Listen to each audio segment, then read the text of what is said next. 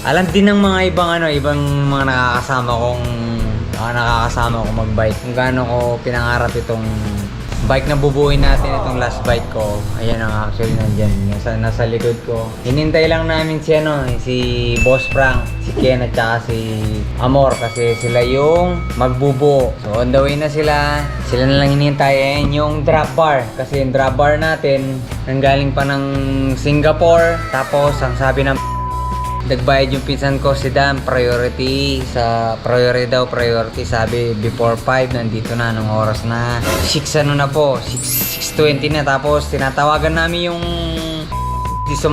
di pinapatay niya. Nagme-message kami, nagchat kami, hindi siya nagre-reply. Ano na nangyari? Bayad pa kami priority, nasan na? Grabe naman eh. Dapat pala yung Mas mahal ba yan?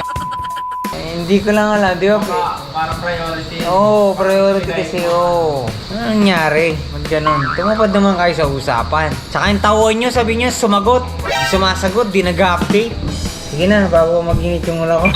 So, desisyon na namin ni Green Mamba habang wala sila Boss Frank. I-unbox na natin to. Yeah. Tingnan na natin kung ano yung mga nasa kawan. Kasi ako, first time ko pa lang din tong makita. Simula dumating siya. Kasama sa box is Computer mount. Moss Talon computer mount. So meron na rin siya Moss bar tape din. Alam nyo na, at yung mga mga pampinaril na itong mga to. Ito rin, battle pins na rin.